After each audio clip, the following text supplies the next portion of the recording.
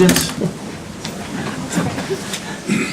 Pledge allegiance to the flag of the United States of America and to the republic for which it stands, one nation, under God, indivisible, with liberty and justice for all.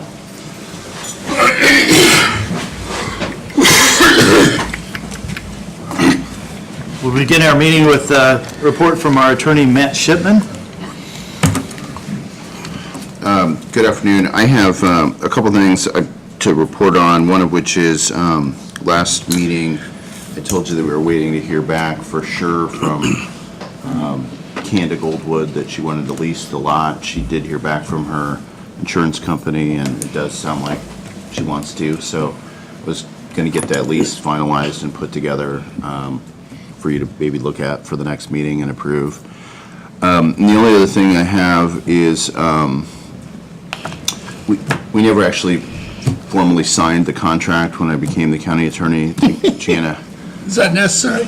Yeah. Did you get the hint?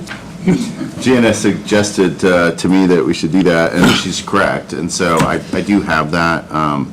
It's exactly the same as the one Dan did, other than I'm a little cheaper than Dan, so the rate's a little bit different, but everything else is exactly the same. So I'll pass that to you guys to look at. And then it's just set up for your signature, Jana's signature.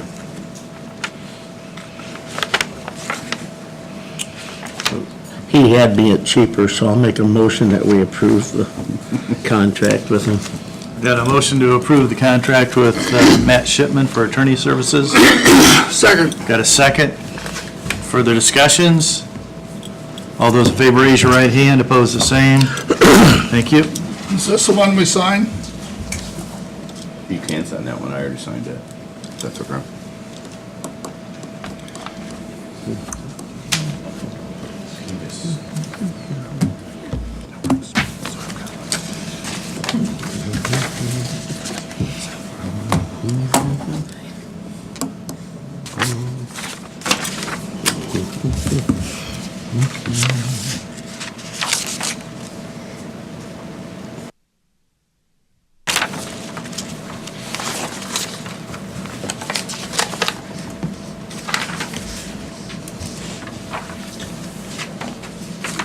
Everything else at this point. Okay. First on the agenda, we have Nathan Bilger, preliminary finding of an apparent right-of-way along Raber Road and 300 South between city limits and 600 East, and also plat approval.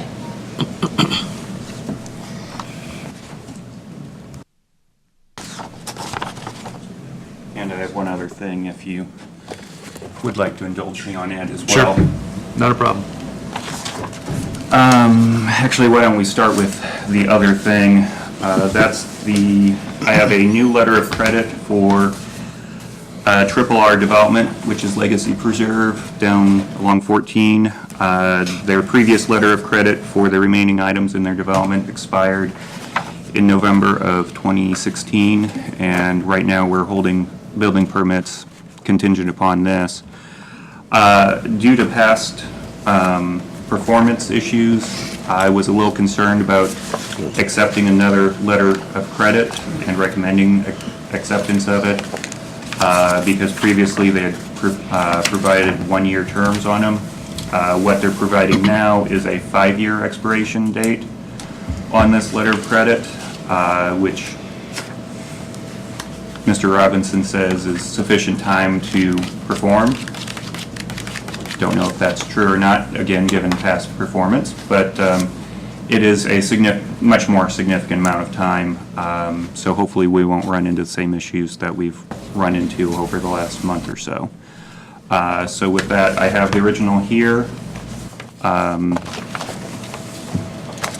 Has he, so far, has he lived up to everything he say he's gonna do?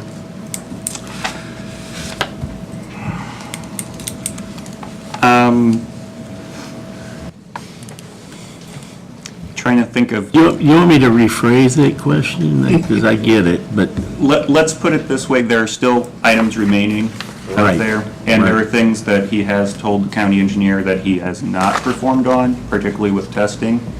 And if Brandon wants to elaborate, he can, but what's remaining is drainage work and basically fixing the problems with the the base of the road and the surface. So there's not really a lot remaining, things that could have been done 3 years ago. But this is not a rush to get out of doing that? No, letters of credit are Okay. the way that you ensure, it's a surety, Yep. a performance surety. All right. It is a way to delay, if you want to view it that way. Yeah. But it's a mechanism to allow, This be the same bank source out of Huntington, Indiana that he had? Correct. So that's not changed any? yeah, the amount Okay. hasn't changed, just the Okay. time period has Okay. been extended. Okay. So I offer this for your acceptance. I'll make a motion that we accept the 5-year letter of credit. Brandon, do you want to speak on this at all? I mean, I don't want to mess anything up.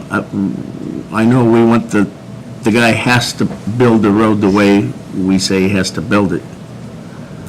Last year, I sent his engineer an email spelling out certain deficiencies regarding the pavement and demanded a plan of action for corrective action.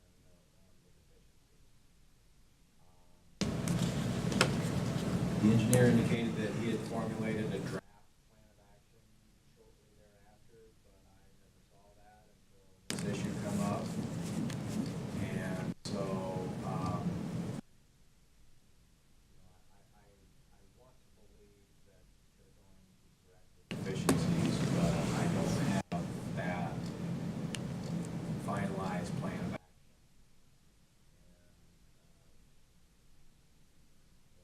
I've looked at that, I've read it, I've made some red marks on it, the things that need to be adjusted since a year ago.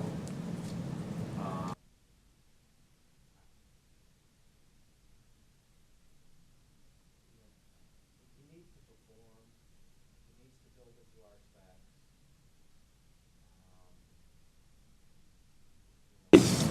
Could I, what if I withdrew my motion and come up with a new motion that our acceptance of the letter of credit is predicated on his giving you the action plan? Would that work? Well, it's kind of a house of cards here, because we've already, given a conditional building permit for someone who may not have understood the entire situation. And that building permit is contingent on access to this letter of credit, so if we want to add another thing to that, I'll defer that scenario to Nathan for further discussion, but I would like to have some kind of teeth somewhere that, I think we got his attention when we held up his building permit. But for how long? Till the next one? Well, I think we're probably just looking for guidance from you guys, honestly. I've been a commissioner now 10 years, and I think this is, Legacy Preserve is older than I am. Is that right? Pretty darn close to it, I think. Which was the original primary and 2011, I believe. Okay, It may have been talked about before that, though. okay. Another option that you could do is look at other types of sureties, so either requiring a performance bond, which offers the same issues, however, they have to annually pay fees to their bonding company, or if the auditor and you guys and the treasurer are willing to accept it, it's in our subdivision control code. We could actually take a cash payment, hold it, and be the escrow agency rather than the bank, in lieu of a letter of credit. I don't think we've ever done that before, or at least not in recent memory. But that might be more leverage, and there wouldn't be an expiration on that. I just don't have a warm fuzzy feeling that Mr. Robinson has done the kinds of things that he's been asked to do, so I just don't know. I would concur about the warm fuzzy statement. And to my knowledge, he's only been in attendance at our meeting one time, ever, so, I don't know. I know. I guess I like the idea that you had for the second motion, even though it may cause an issue with something else, that might be the trigger for him that, We need his action plan, yeah. and Brandon's asked for it. Here, Brandon, go ahead. And if you could add the stipulation to the motion for further direction to Nathan that this is it. No more building permits until you get these issues straightened out. Okay, so, motion to, I'm just elaborating, motion to approve the letter of credit, provided that he gets the action plan to you, slice in a time period, no building permits will be issued during that period. Does that sound like it? Okay, so I need to fill in the blank. How soon should the action plan be here? 30 days? Or August 1st?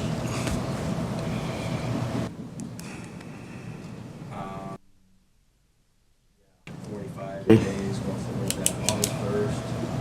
Yeah, Give or take. that's not good. Okay, so my motion would be to approve the letter of credit based on the fact that we get the action plan by August the 1st of this year, and that no building permits be issued until we have that plan approved. Plan approved. Action plan approved. Good point. Okay, that was hard. Okay. Well, we've got, You want Gee, that somebody's gonna second it, right? mess Sit here. the motion on the floor is for approval of the letter of credit, provided the action plan is submitted and that action plan is approved within 45 days. And there will be no building permits provided until the action plan has been approved. Is that in the motion also? That was part of my motion. Yep. No building permits issued. So is it 45 days or is it August 1st? How do you want me to put it? That's 45. Yeah, August 1st. That way we all know, August 1st. You have to do, 45 days makes you do math. I hate math, okay? So, August 1st. You want a second? Second. Okay, we've got a motion, we've got a second. Further discussions? I have a question just for clarity purposes of the provisional building permit. What's the, make sure everybody knows, what's the impact of the one that's provisionally so Well- that he knows and he knows what he's doing when he knows? That provisional won't be approved until the action plan. The one that was issued because the people who bought the lot didn't know what was going on. Right. Has been issued, but we can withhold a CO, and they are aware of that, certificate of occupancy. Okay. It'll take several months to get that building constructed, so that's additional leverage that we have. So it's not the building isn't built right now. Correct, it's under construction. Yeah. Or it should will be soon okay be. then. Any further discussions? All those in favor, raise your right hand. Opposed, the same. Thank you. I wasn't gonna vote just to go. moving on to the first item on the agenda, first item that's on the agenda, the preliminary findings for the rights-of-way of 300 South and Raber Road. You should have hopefully gotten a big packet worth of stuff.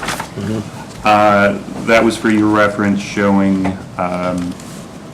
basically how the surveys indicate the usage of the rights-of-way between, on 300, between 600 and Raber between 300 and the city limits, are primarily within that 40-foot width. And the memo hopefully helps to clarify exactly what all this does.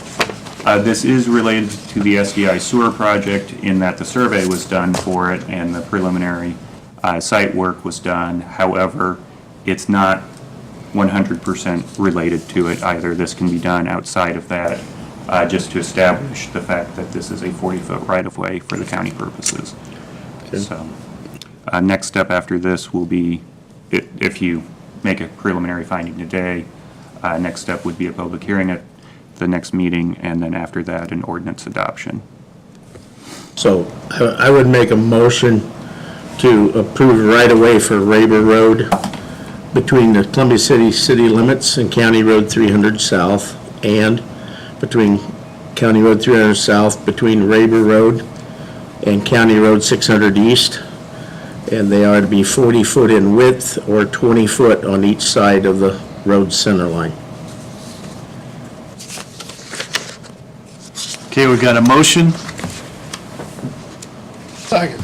got a second, and that would be a parent right-of-way, actually. Apparent also. right-of-way, I'm sorry. Apparent right-of-way. Okay, we got a motion, we got a second. Any further discussions? Matt, did you have anything? Nope. All those in favor, raise your right hand. Opposed, the same. Thank you. And Matt and I will get together yet this week and put together the notices that have to be sent out for that public hearing. And then finally, I have two plats for your consideration. Well, we got this much. We're done. First one is Rail Connect Business Park, the second subdivision of lot number 1.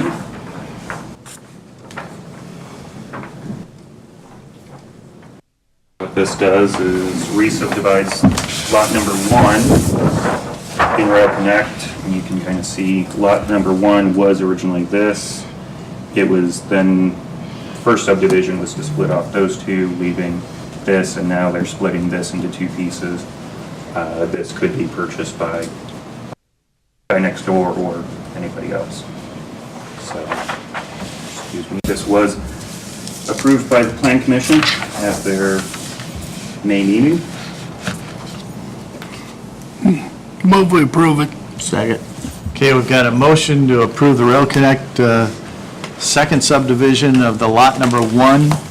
We've got a second. Further discussions? All those in favor, raise your right hand. Opposed, the same. Thank you. And then the second one is actually a 3-lot plat, which subdivides the overall parcel into 3 lots with none remaining, to be called Sheckler Acres. It's out on Sheckler Road. This one, the last one did not include right-of-way dedication because Rail Connect has right-of-way already dedicated. This one does, along the 2 county roads involved. Primary purpose here is that, as I understand it, there's some family transactions going on between different generations, so it wound up needing platted. So if you have questions for me. No, move we approve it. Second. Got a motion to approve the Sheckler Acres subdivision. We've got a second. Further discussions? And this was approved by Plan Commission and secondary approval? Okay. Okay, all those in favor, raise your right hand. Opposed, the same. Done. Thank you.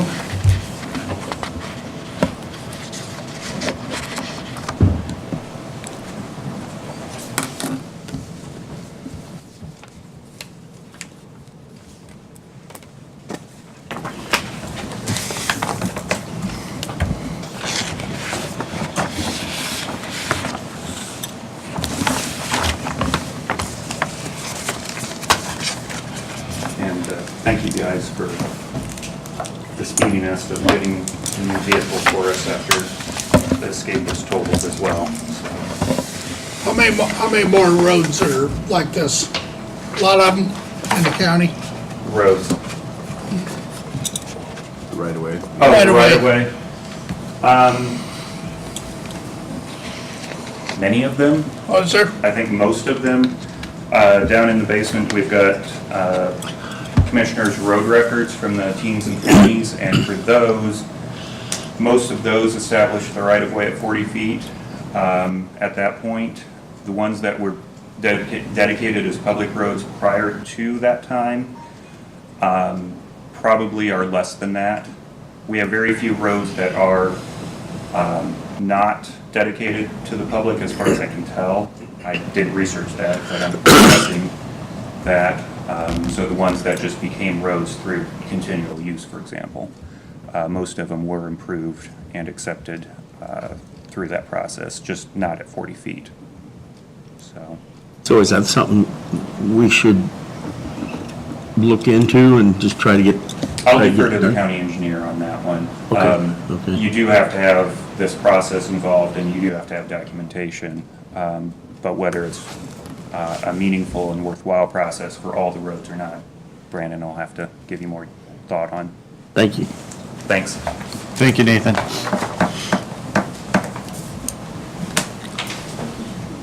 Okay, Deb, let's get you out of the way here so you don't have to wait for us. This is Debra Darr. She's with Whitley Council on Aging. Red spots are for you.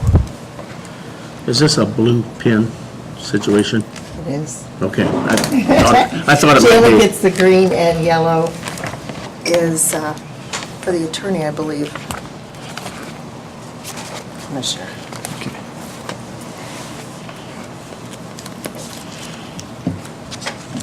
This is for your funding. It is for the operational grant as well as I'm requesting 2 new vehicles. New vans or buses? Okay. Yeah, so for the public, what we're doing is approving the grant for Whitley Transportation. I probably say this every year, but it's true.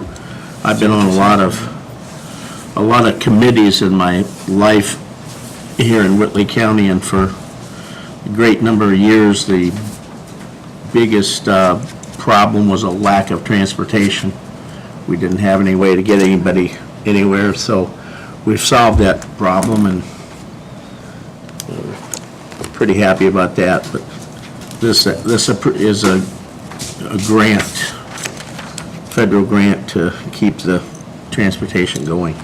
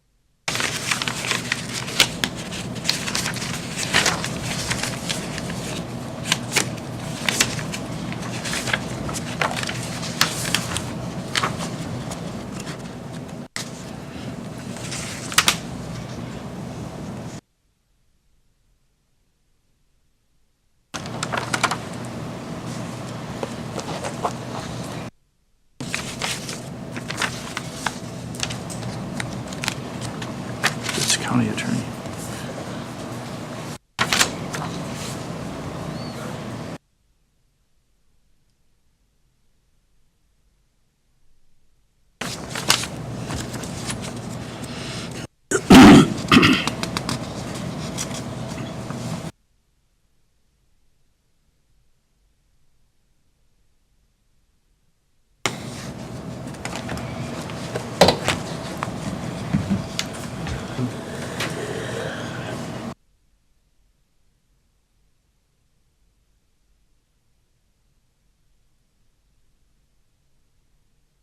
This is the application.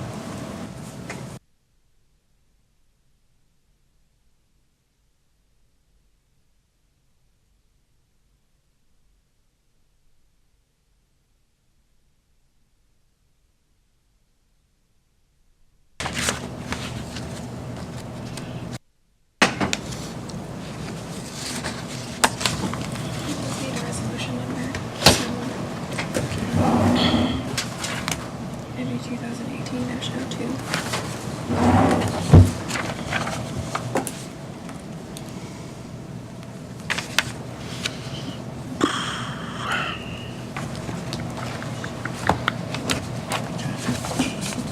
Matt's got a couple of them here.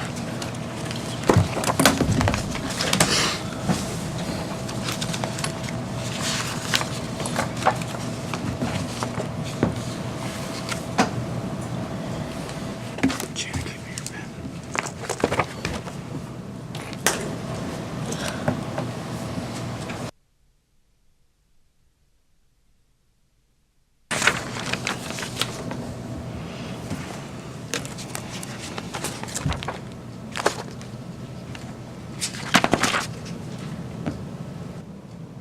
I may have to read through this. It's asking me to certify a lot of things that I haven't seen before, so.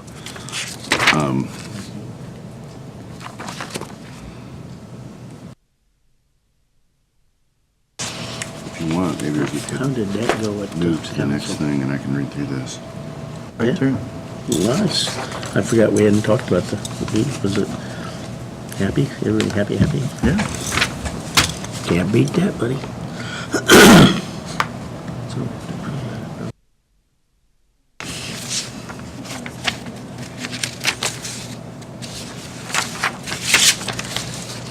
Jim, while he's reviewing that, can I mention something on the minutes here? Okay. In the matter of Odyssey Case Management, we made a resolution 2018-01, and then the pool ordinance 2018-01. One's an ordinance, one's a... They're different under sequence. I see, okay, so one's an ordinance, one's a resolution. Yes. Thank you. Also, this, we're gonna have to make an amendment to approve the, Did you give me a motion yet? Have you? Did you make a motion to approve this? No, I don't think so. did you write one down? there'll be a resolution. Okay. That's part of this. To show too. Okay. I shall wait for minutes. Did you guys pull a part of this out? I don't even see all the stuff I'm certifying to. Did the resolution come out? The resolution should be Still in here? Right?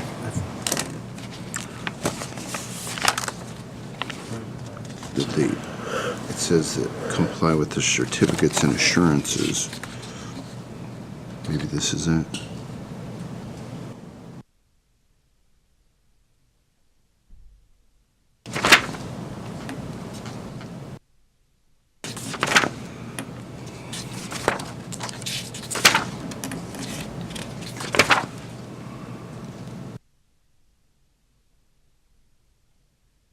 It may take me, I mean, this is asking me to certify that everything in this is correct. Okay. And this is really long. So, I can sit here and read it while you guys are doing other stuff, but. What's the timeline, Debra? Postmark today. Yeah, well, that's fine. We'll We'll let him, give him some time to. Can I work on, look at it at least Yeah, through? sure. Okay. Whatever it takes. Yeah, okay. Yeah, thank you. Good enough. Deb, I do have a question. Do you have insurance on the vehicles through, is it a separate insurance through Whitley County Transit? No, it is through the agency as a whole. Whitley County Council on Aging holds all of the insurance. Okay, Uh-huh. we're gonna have to talk about that, Okay. because the vehicles are owned by the commissioners. Some of That's, them, yeah. that's true. Yeah. That's true.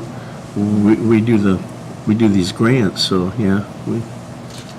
Yeah, we insure them, but if you need something else, then sure, we can talk. Okay, You can't insure something you don't own. Well, and that's the issue we've got, is they're owned by the commissioners. And so our insurance, we've got them, right now, we've got them insured under our insurance. Oh, they are under yours also? Well, we had to because it's owned by the Whitley County Commissioners. Yeah, when they go through our titles and they find these vehicles, Okay. so we're Is gonna, that part of the issue of why I'm having trouble getting the titles also? Well, this, Well, I think that was one of the questions that we had. so. yeah, Okay. but How soon, and what's the process for sitting down with you and getting that taken care of? just as soon as tomorrow. Okay, I think we need to get it taken care of. okay, that's fine. Okay. Just come down here. I'll have Mark Coonrod come with me and we'll, this is the same thing we had with the ambulances. yeah. They belonged to the county, at the time, they belonged to Yeah. the county, and, Okay. okay. Sounds good. Thank you. Okay, thank you.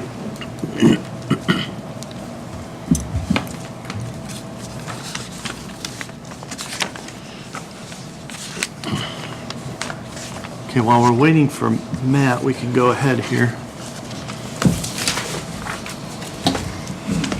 John Myers, Annual EDC Report. Just give you a chance to complain or ask any questions or whatever. So it's, it's the time of the year when, I'm putting together planning for next year. I know, I always go out and give reports to everybody this time of year, especially with it being budget time and everything. So I just thought it'd be good to take a few minutes and kind of give you an idea of what we've been up to and kind of where we stand, and see if there's anything that either you need more information on or would like to be made more aware of. I will say that the economy's, as we all know, the economy's pretty hot right now. Hopefully that'll hang on for at least a little while, but you never know. The good thing for Whitley County is our unemployment is probably as low as it's been in the last 40 years, would be my guess.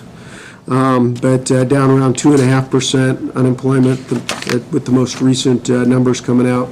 That's actually, you might say, well, that sounds great, but it's actually kind of a bad thing because economists will tell you that if unemployment gets down below, say, 4%, then it just becomes hard for the companies to find folks to fill jobs. And if you've had any conversations with any of the local business owners, or just count the help wanted signs as you drive up and down the street, you know how that is.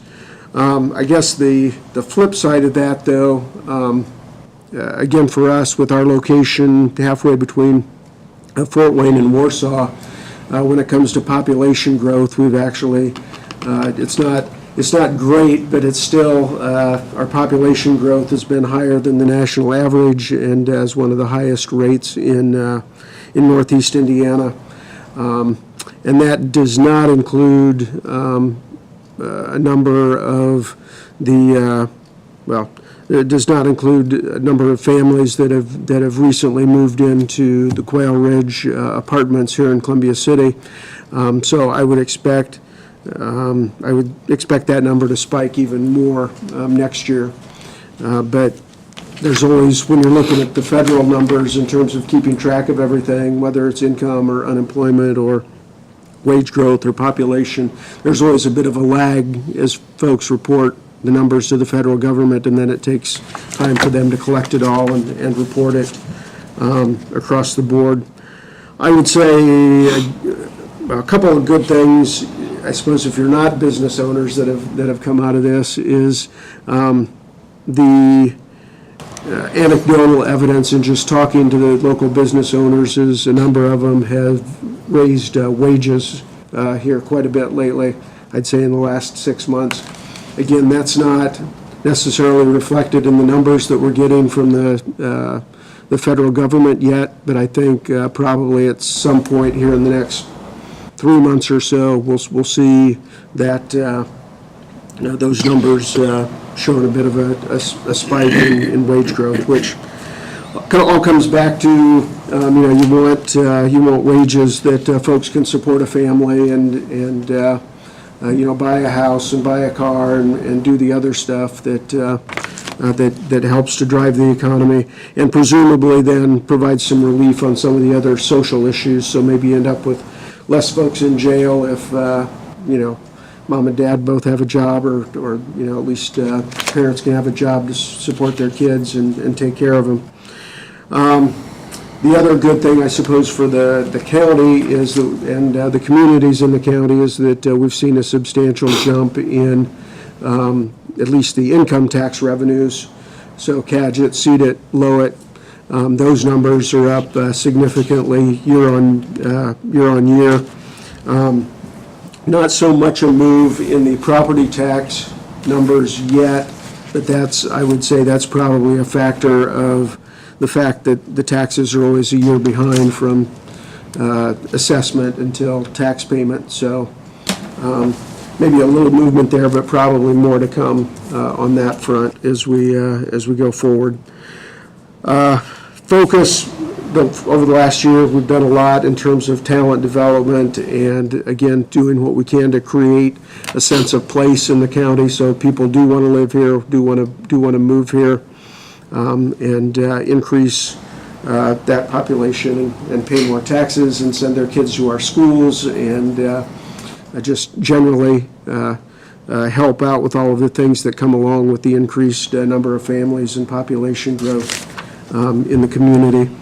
And as we go forward so that's kind of where we've put a lot of our focus on that, not so much on maybe doing less on tax abatements, less on incentives to get folks to move here, companies to move here, and more on the side of getting people to move here to take the jobs that we already have. Doesn't make sense to have the county spending money on tax abatements to bring more jobs here if we can't fill the jobs that we already have. So particularly the Redevelopment Commission has done a lot on that front in terms of providing training grants and other things to train up our workers, and doing that in lieu of tax abatements, just as a matter of course. And so something we ask on the front end, would that make more sense as opposed to doing a tax abatement? So we continue with that, and as we go forward into the coming year,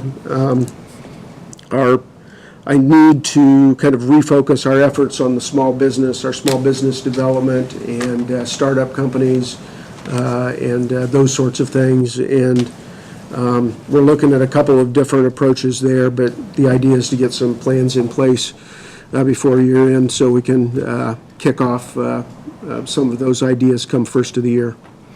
So that's kind of what we've been up to and where we're headed. And again, just wanted to give you the opportunity to ask any questions, or may not know the answer, but at least I can go look for them if I don't know the answer.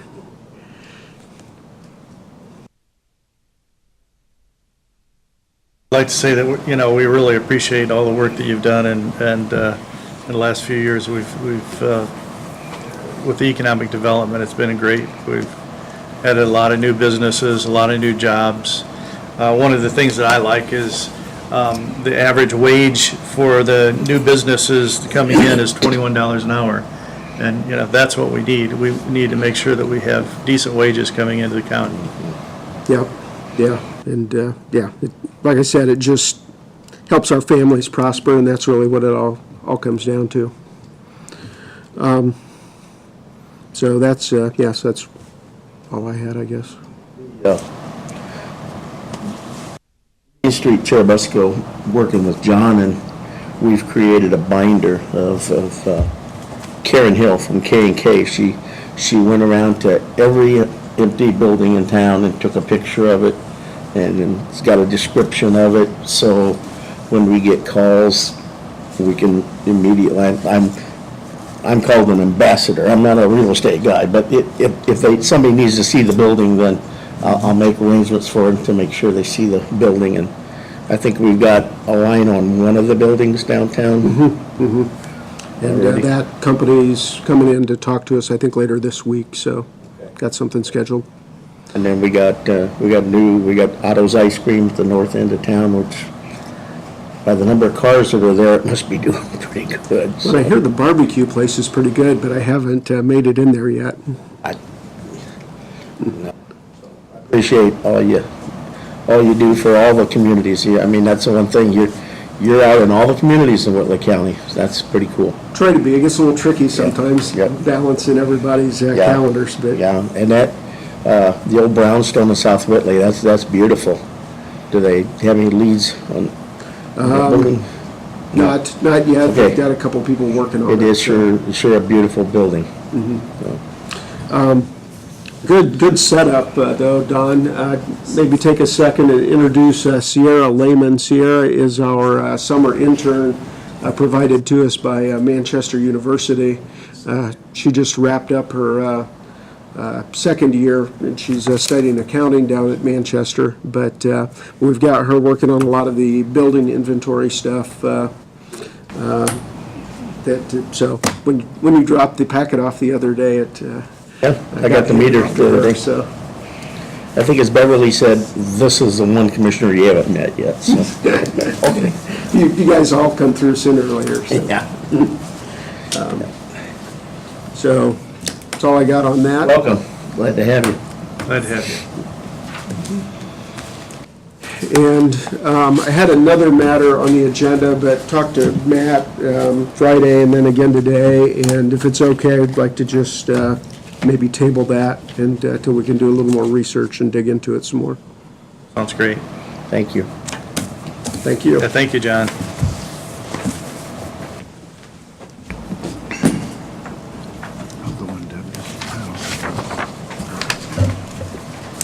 Do you want a motion on the? Yeah, we're gonna need- It looks like I was gonna see if he's okay with everything. Deb stuff. Yeah. Matt, were you okay with everything with Deb? Yeah, I looked through it. Did I sign everywhere I was supposed to? Yes. There was it was asking me to make a lot of assurances and certifications. I wanted to at least read what those were before I. We're glad. Before I Yep. signed them. Yeah. But I What it should think it's be. fine. Okay, we need to make a motion and on not only the application, but also on the resolution. Resolution, I'd make a motion that we approve resolution 2018-02. Okay, we've got a motion to approve the 2018-02 resolution. We got a second. Further discussions? All those in favor, raise your right hand. Opposed, the same. And then, do we need for the application itself, or is that good enough? To actually sign the application. Yeah. It couldn't hurt anything. Yeah. Good. Do it. Make a motion that we sign the application. Yeah, I move we sign the You've application. got a motion to apply signatures for the application. We've got a second. Further discussions? All those in favor, raise your right hand. Opposed, the same. Okay. Thank you very much, guys. Thank you, Deb. See you tomorrow. Okay.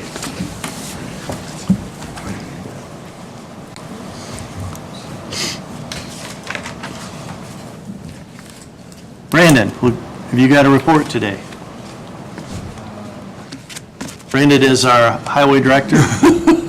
Come on down.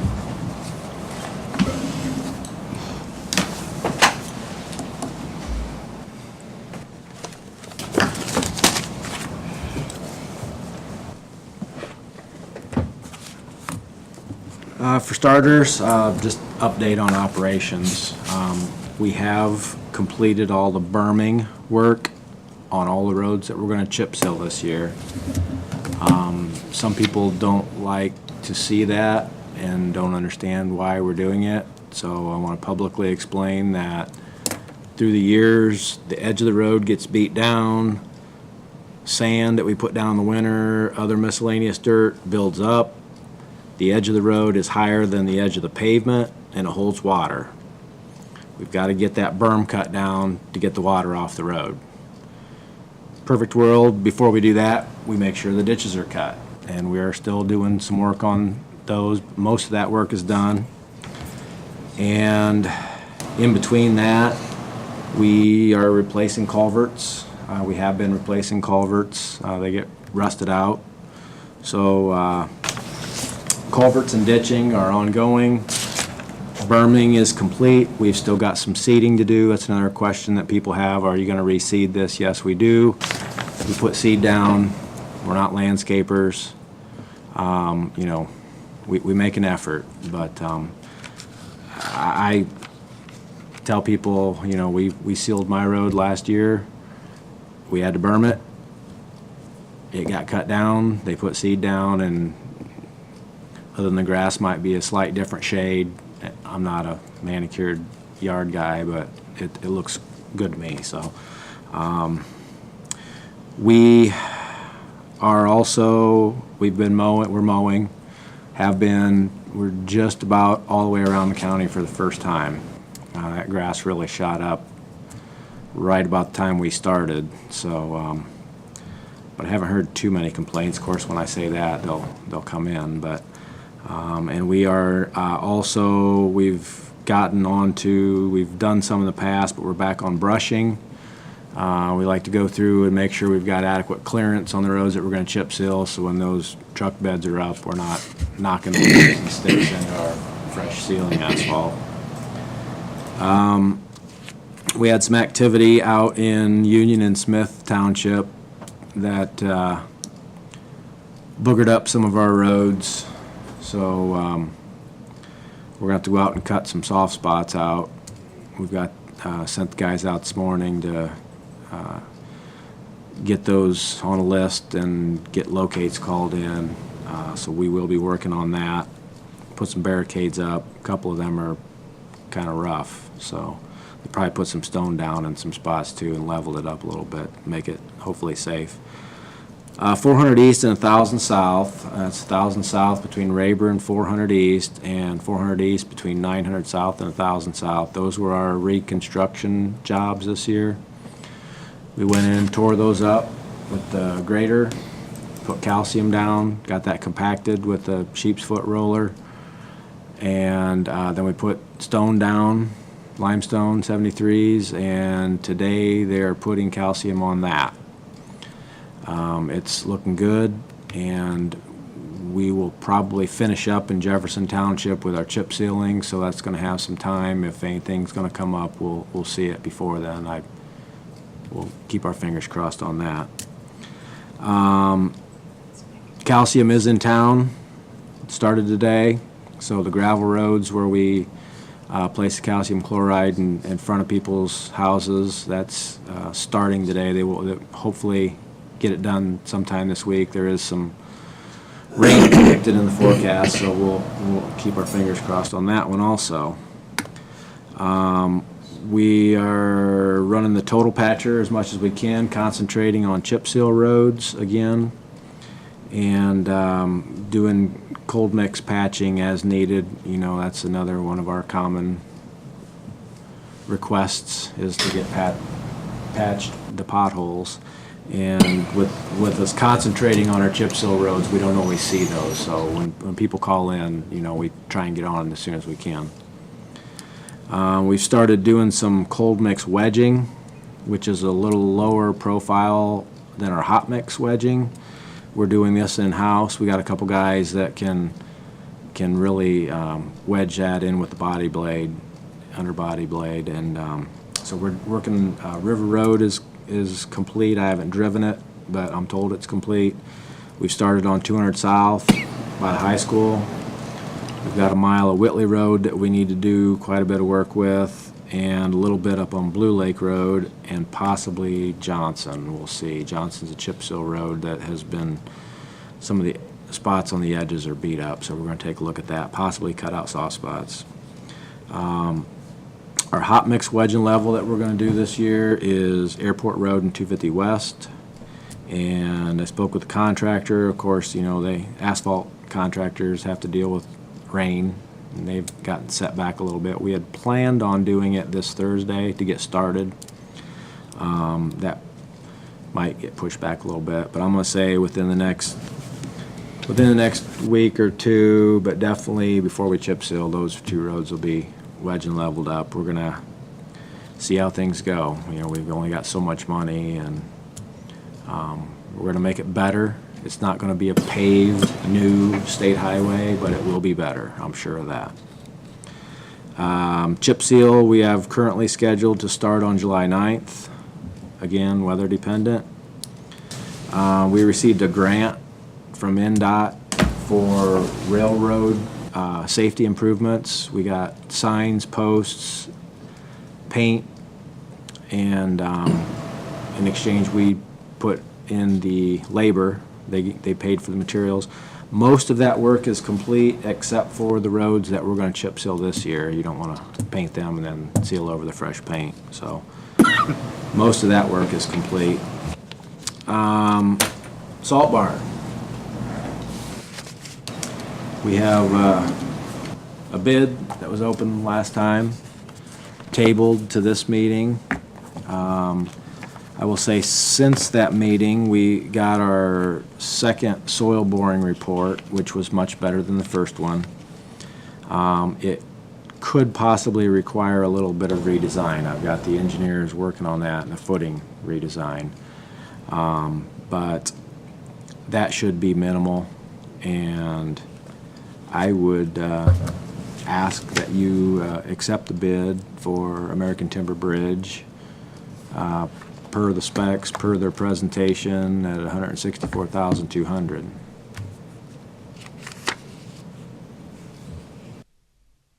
Move we accept that bid.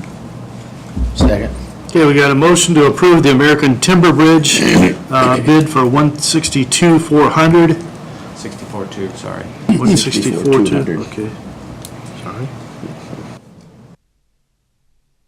Okay, again, American Timber Bridge, 164,200, and we've got a motion, we've got a second. Any further discussions? All those in favor, raise your right hand. Opposed, the same. Okay, also on that project, since your last meeting, I did go to the Columbus City Board of Zoning Appeals. I had to get a special exception for this structure, and they did grant that. I have also received a quote from Wygent, which was the recommended contractor for Columbus City. They do a lot of their sewer work. And I didn't bring that with me. It was 18 and change to reroute that sewer, but we need that space to make that work, because if we don't relocate the sewer, then it pushes the building to the east and you get into bad soils. So they're 6 weeks out to be able to do that work, but I mean, that'll still work with our schedule. I do need to get Board of Works approval for that, actually, and I need to get Rosie a site plan to show what the plan is. I have that, I just haven't gotten it to her yet.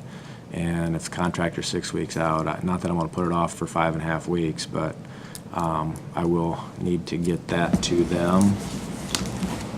And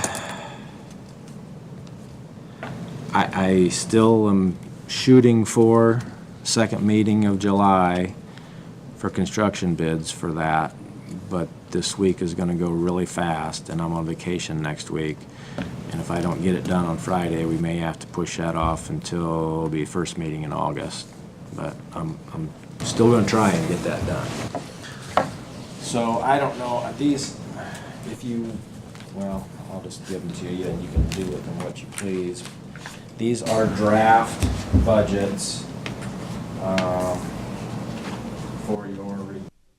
So choose, they are draft budgets. That is, the first one is for Crum Bridge. And I think, well, I know there's money for that. Basically the same budget as last year, except I took out most of the money for bridge inspection because we were paying most of that for this year. And we can encumber money, but I had to put a little bit in there because of the way NDOT does their bookkeeping. So I have to have some money next year. The second one is for local road and street. I looked at cash page, remaining budget, and expected revenue. That.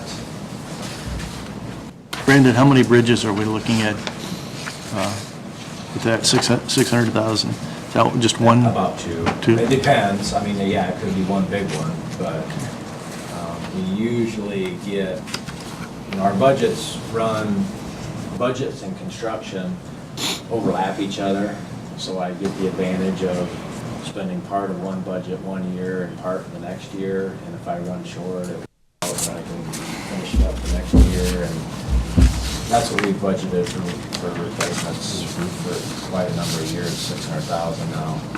There'll come a point in time where we run out of cheap, easy bridges, and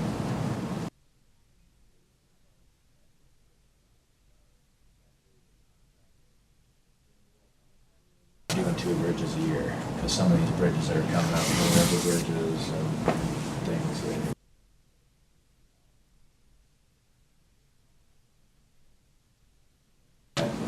Those are all in the same series if I need to move.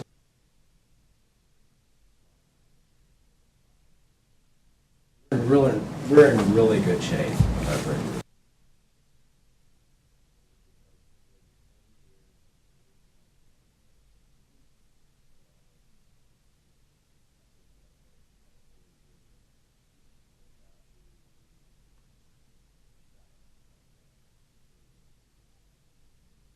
Subtracted a couple here and there. Okay, the next one is it says 1176 highway. But that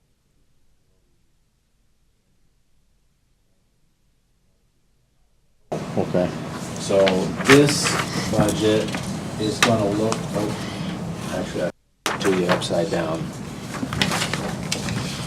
It's going to look like there's a bunch of blanks, because there are, and anything that's blank, that line item was moved over to the new fund, which I'll give you next.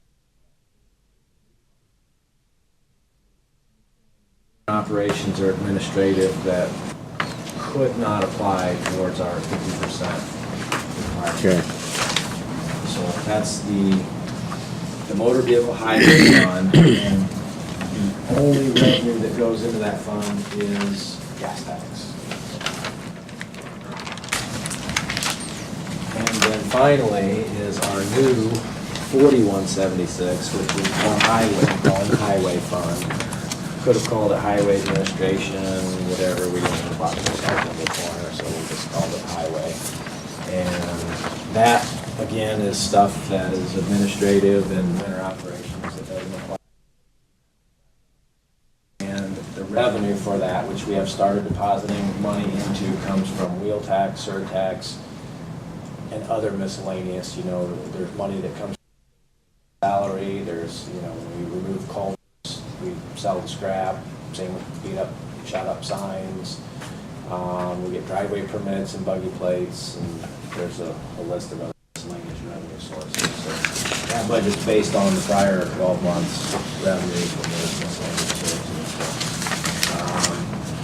Again, those are draft. I just finished those up here right before your meeting, and I have not put my double check on them, but I assure you and Jana that I will be working on that, and obviously it's early on in the process, so it's all subject to change. Thank you. That's all I have. If you have any questions? Subject come up the other day in safety committee. Do we have first aid kits in the trucks?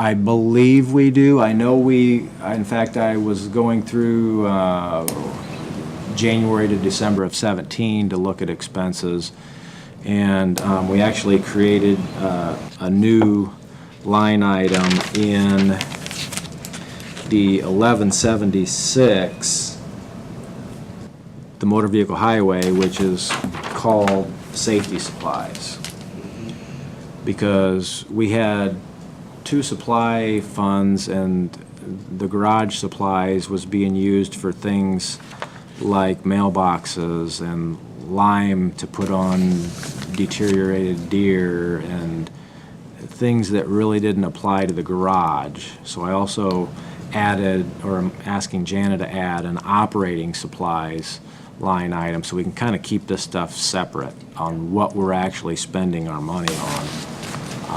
So I know that we did spend a good amount of money on first aid kits in 2017. I want to think that, yes, those Okay, are in our cool. trucks. Cool. And I apologize for not making that meeting. No, that's okay. It was pretty, we had at least hear from IPEP, but was there anything else for County Highway? I know we talked about the first aid kits. That's about it, right? There was more, but nothing that, Okay. it was kind of little things. Okay. Like in regards to poison ivy and things like that. Oh, yeah, Yeah. I was tangling with some of that this weekend, and so far I just got scratches, so I know how that goes. Brandon, while you're here, let's take care of the right-of-way permits. Right. Yeah. Okay, the first one we have is for 4055 East Park 30 Drive, Indiana Fiber Network.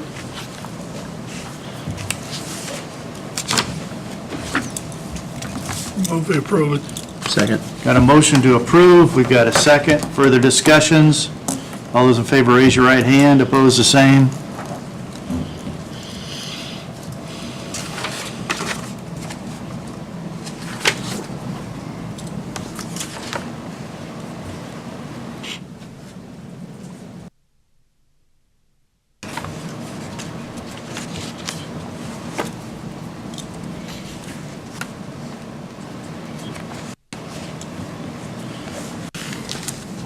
Yes, sir.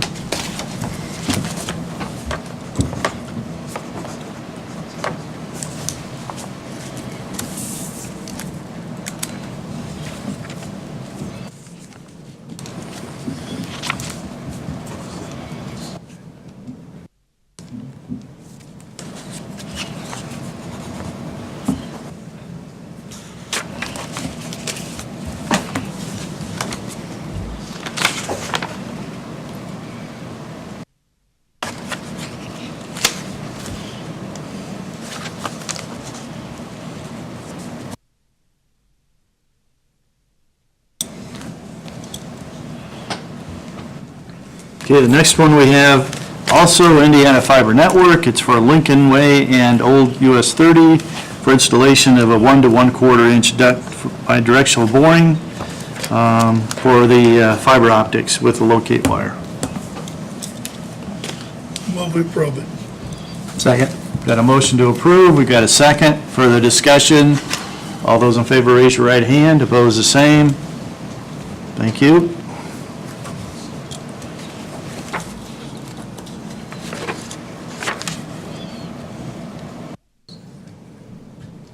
While you're signing, can I say something? In regards to IPEP and Elise and her recommendations for highway, I will say, just in thinking, she discussed a lot about the PPE gear, visibility gear, first aid kits, poison ivy, but one thing that I wanted to bring to your attention is she's providing a list of suspicious material. And actually just emailed it today because highway drivers may come into stuff along the highway that they may not want to come in contact with. And so she is providing a list of items that you may come in contact with and how to actually approach those. And I think it was based on Homeland Security and maybe Department of Defense, something like that. But I will send that list to you, and it also had to do with fentanyl too. Basically, it's kind of carrying PPE on the trucks. Your best bet, Don't touch. honestly, and the thing that I would be training on would be to call somebody. Not pick it up. That's my first thought. Yep. But I don't want to inundate our law enforcement with nonsense calls, because. Sure. No, Let's yeah. just be straight up. It could be a bottle of urine, or it could be a mobile meth lab, and our guys very well may not know the difference. Now, some training could help with that, Yeah. Sure, yeah. And that other packet of information we're working on. The grant? Oh, yes, the grant is very close. Okay. I just need to do a final proof on that. Okay. Talking about the safe lifting techniques Oh, and things yeah, like that. okay. We sent guys Yes. to chainsaw training last week, and a good rain day, we're gonna get on that other stuff too. Perfect. You'll make Elise very happy. Not that she won't make the safety committee happy, but Elise, she's passionate. She she tracks us. Gee, I can't imagine what that's like, yeah. She calls your fellow highway people her, what is it, her buddies or Yes. her friends? All of her stories are about highway. Yep. Yeah. They really are. And like, I'm not sure if that's good or bad. oh, no, they're all her buddies, and she has these people calling her saying, what about this, what about that? So you need to feel very comfortable. You can call her if you ever want to, if you've got an hour of your life that you don't want to. Well, okay, I'll add that to my list of spare time projects. How's that? Yeah, Like, no, like the. she has so much, Right away. she has so much resources. That's all she wants to do is just Well, make the and- world safer, and And I Water. appreciate that, and, you know, Yeah. I sent the guys on their way today with as much water and ice as they need, and, you know, Yeah. stay hydrated and be safe. I want nothing, you know, last thing I want is for somebody to get hurt. exactly right. Elise's motto, she wants you to go home in the same shape that you came to work in. Well, he might be a little more tired. But, yeah, still. Okay, we have one more highway right-of-way permit.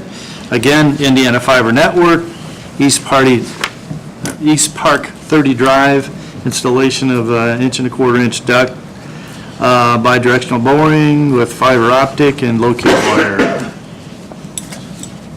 Move approved. Second. Got a motion to approve, we've got a second, further discussion. All those in favor, raise your right hand, opposed, the same. Thank you.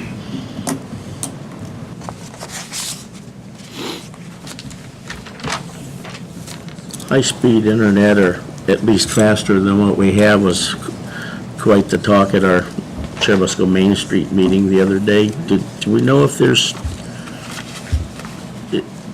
any plan? Yeah, the problem in the Cherubusco area is that you have Frontier, Correct. and they have the fiber and the speed, but their switch is maxed out, so Yep. they can't add any new service.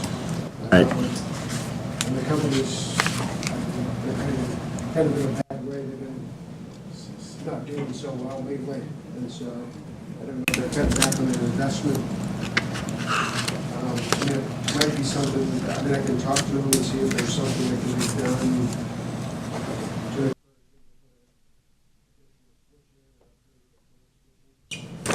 Anything that could be done would be appreciated, because in the business world today, without high-speed internet, you might as well have a horse and buggy.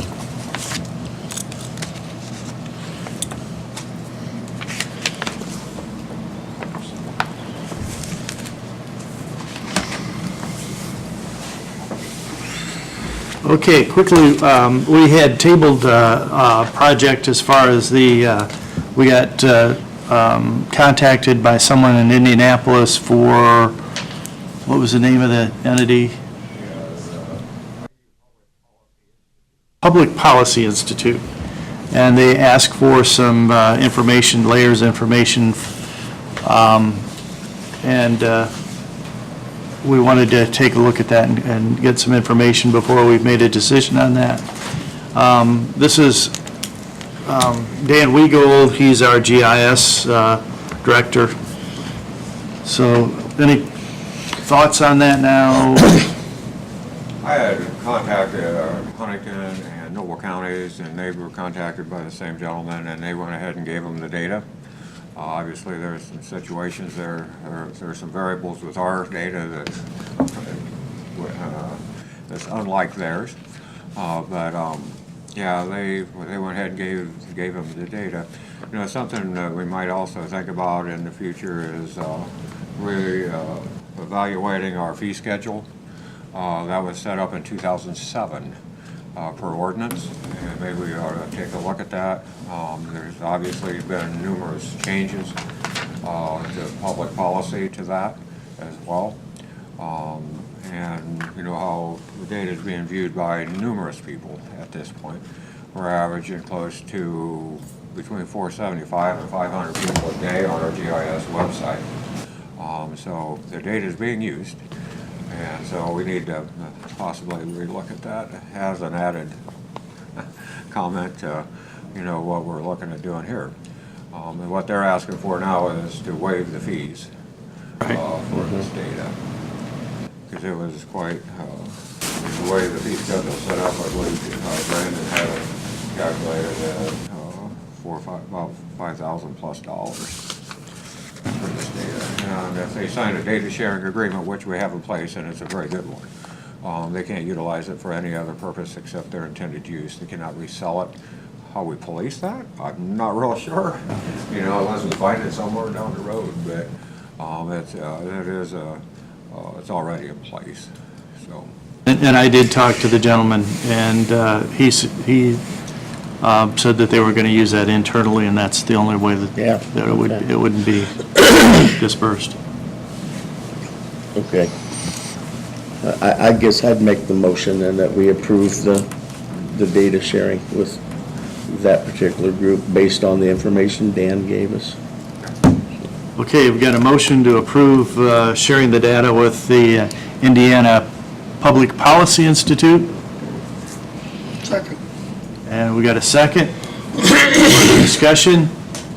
All those in favor, raise your right hand. Opposed, the same. Make sure that we get a signed copy of the Yes. data sharing agreement as well. Okay, so Dan, fees. So generally what happens is the department head comes up with fees that they feel is net right, and then they just call fee committee meeting and. Back in 2007, when we first got this established, it was set up within our GIS task force, and then was presented as an ordinance for presentation. You know, there are some requirements that have changed through the state statute, and it probably should be looked at again.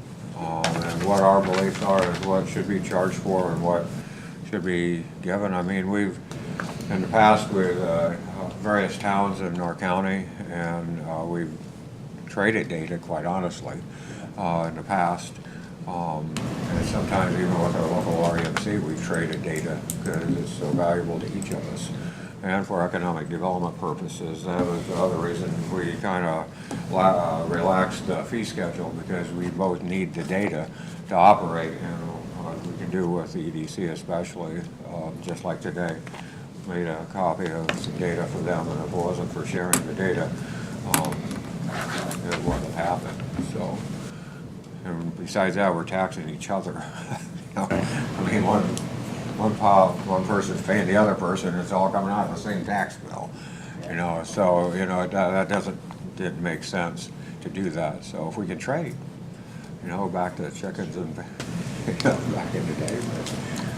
One question I have, the motion that we had, is that also to waive the fees at this time, or I guess do we have to Yeah, it was identify that? Yeah, Okay. I'm sorry, yeah, amend the motion or a new motion that we waive the fees. I think, let's have a new motion that we approve the GIS sharing with an agreement and waiving the fees. Waive the fees. Okay. Have a new second? Okay, new second. Further discussion? All those in favor, raise your right hand. Opposed, the same. Thank you. All right, thanks. Yeah, a lot of GIS is being viewed more from other counties as a service provider at this point. I mean, that's just the way it's being viewed, because your return on investment is very, very difficult to figure, especially within our own counties, within the county offices, plus when people are utilizing it at home. And I mean, the state's is trying to come up with a return on investment, and it's extremely, extremely complicated to do that. So it's more as a public service unless there's a business making money on it. There's your difference. So. Okay, well, thank you, Dan. We appreciate it. Can you get a hold of that Shane on this one, or do you have his number? I'm not sure. Okay. Or just email him to let him know that we've got it approved? Yep, I can do that. Okay, thank you. Thank you, Dan. I'll take care of it. Any chance we could do a 2-minute break? We'll have a 3-minute break. Thank you. 3. Well, he asked for 2, but I thought I'd give him a little time. I'm old.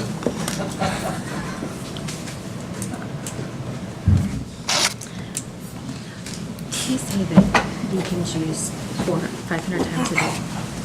I'd like to know, you touched briefly on it.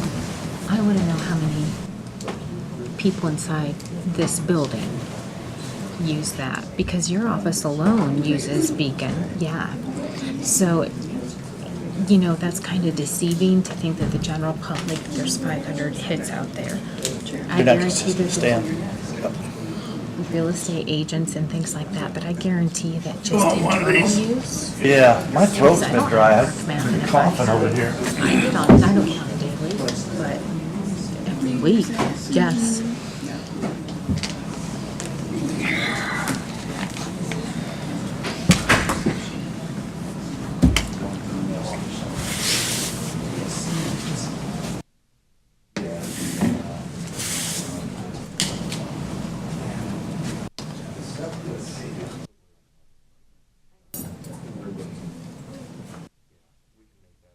Since there's a opening here, I'll just pass things out and that way it'll be done. Okay.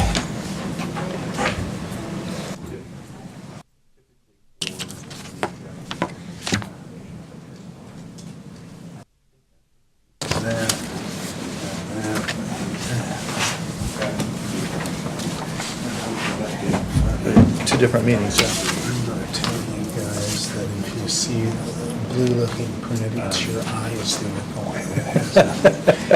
Okay. Okay, so just show me where they're at. Didn't have anything to do with my dying. Okay.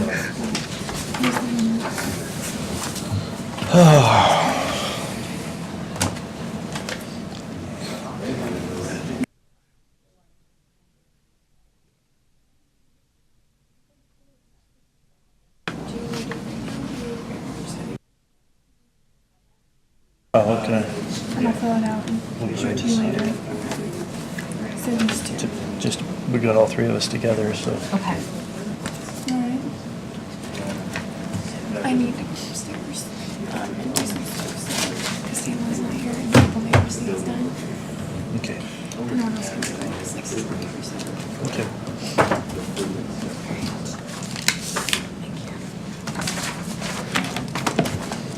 And I maybe picked up my mental. Okay.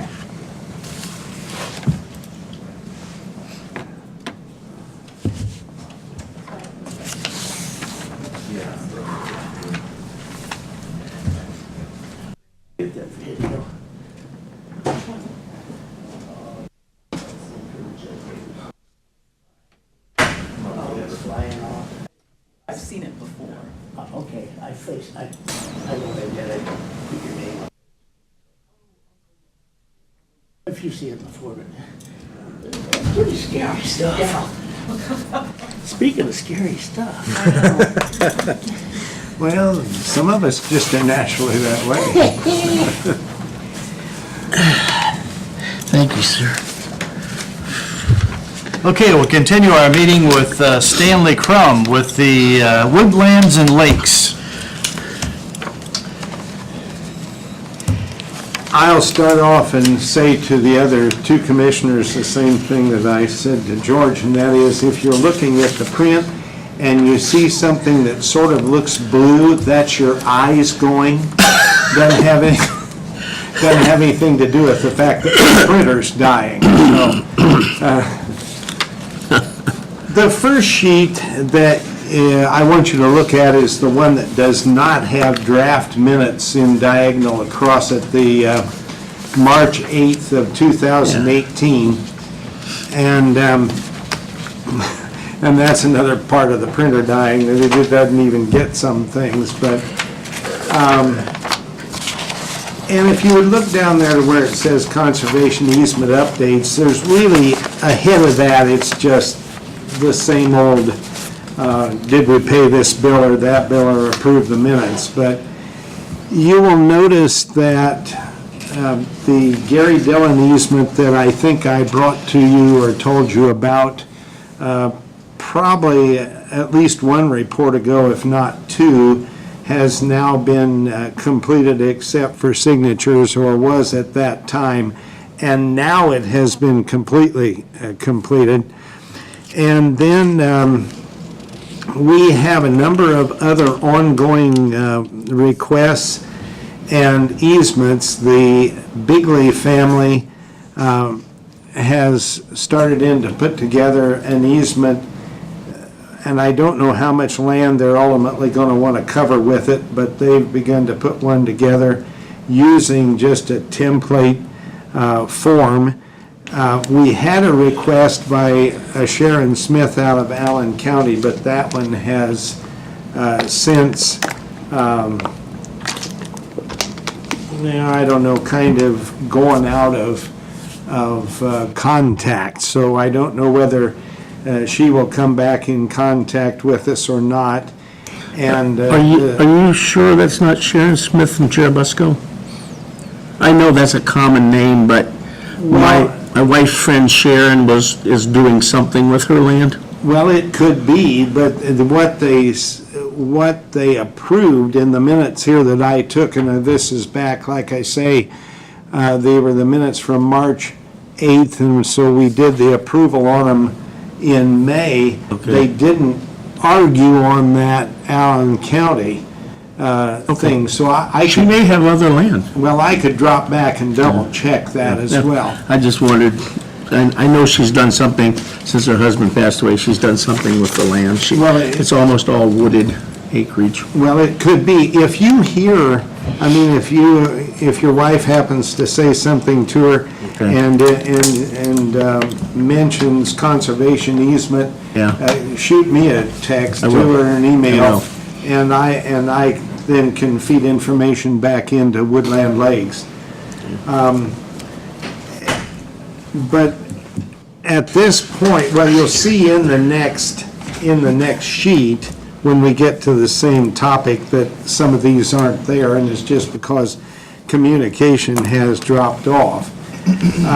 Now, the Slaybaws, the next one mentioned, they had been in communication with us for quite a while, but they have dropped off, and I don't know whether it means they're not going to go ahead with an easement, or for some time are working within their family or whatever. Allspaw from up around Cherubusco have made contact with us for the possibility of a conservation easement. And then LaRue's have moved forward with a request for a template and something that they can do on paper to bring a third farm under a conservation easement. They've got two already under, and they're looking on putting a third farm under an easement. And then the Straub family are under an easement, but they're requesting our approval and review of their plans to do a lumber sale. And then we've got a little bit of a problem in the easement that the Keller family has, because it turns out that after a real careful review, the way the parcels are laid out in the document that describes the easement, two of them overlap slightly. So that has to be corrected, and we didn't know at that time whether it could be corrected by simply going back into the records and checking the information from the present surveys, and if it's just typographical, or if they're going to have to be resurveyed. So what's going on with easements? I've done a real quick shot through there, but remember, a conservation easement is a document that a landowner can draw up under federal statute in order to take land and dedicate it to agriculture and preserve it for agriculture. When that happens, it restricts development on that land, and the land no longer is open for, it's no longer open for residential development, with the exception of perhaps a single home that might be included in the easement. It's no longer open for non-agricultural industry development. Now, it could have agricultural industry development, and it could have forestation and sale of lumber development relative to it, but not non-agricultural industry. But there are a lot of things, as we know, in agricultural industry that it could have, working all the way from simple crop farming clear through to various kinds of seed production or a number of other things that are truly agricultural areas. So you see the work that was taking place at the start of the year, and you see the extension of that on the next sheet. Now, these are draft minutes. I have sent them to the council for their approval, and not approval in the sense that we'll have voted on them, but review. And they're pretty much, what I've gotten back says that they're pretty much correct, with the exception of one little thing that we're not completely sure about, and I'll get to that in just a second. But if you start up at the top of the sheet this time and look down there to the council, where it says November 2017 council minutes, and you notice there where it has Bill Schmidt under that, we have been in a situation where we've been waiting on one of our set of monitoring reports to come back. And we had approved these minutes, and then we got to the end of the meeting, and the secretary got all touchy about being concerned that things weren't quite right when we talked about this year's monitoring, and I realized that we had claimed that all the monitoring was done for last year. So you'll notice there where Bill Schmidt moved to correct the minutes within the minutes in order to mention outstanding 2017 monitoring. We've got a little bit left to be done, but that passed. So that's why there's that oddity, and ordinarily you wouldn't see something like that. But I just thought it was smarter to have it all cleaned up than something setting out in the open. The rest of it is, again, just straightforward approval of minutes or report on the invested funds that we have. And then you notice there under the conservation easements, now the Dillon easement is complete except for what's called the baseline, and the baseline actually is the final report that happens after an easement goes together, and that's the one that says this is where the property is right now. And every monitoring after that expects that to stay the same unless there are changes in the property that are allowed for under the easement or that we have been contacted about and approved. So our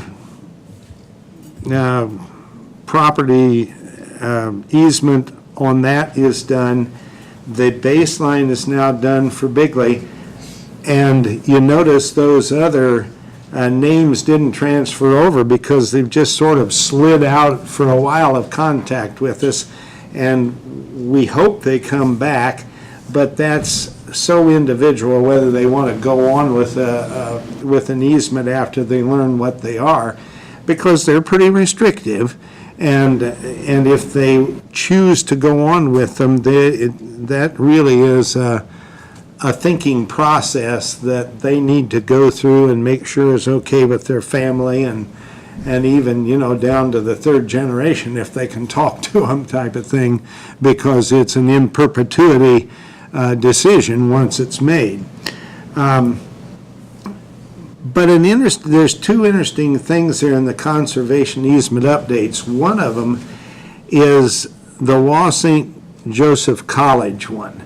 And I don't know how well you have kept up on what's been taking place with St. Joseph College. But a year ago, well, actually about a year and a half ago now, they went out of business. Yep. They no longer had sufficient funding to go on. And so what has happened since then is we have a conservation easement that a lady by the last name of Waugh put into place on all the land that she and her husband and family owned. And the point behind that was then to make the income off of the land available to St. Joseph's College, and to let that be an ongoing process for some funding for them. Well, now that's up in the air, and we don't exactly know what's going to happen with it, and we are looking at the idea of saying, hey, wait, we hold this easement, and we need to have funding to exist too, because any time a question comes up about an easement, we've either got to defend the easement or meet with somebody to answer those questions, or contact legal representatives in the area where the farms are, or any number of things we have to do that cost some money. And so we're looking at whether or not we can maybe get a better income out of that land in a renegotiated deal. What we have learned as of the latest newspaper articles, and I put it in the minutes there, St. Joseph's is looking at coming back, but going from a 4-year institution to a 2-year.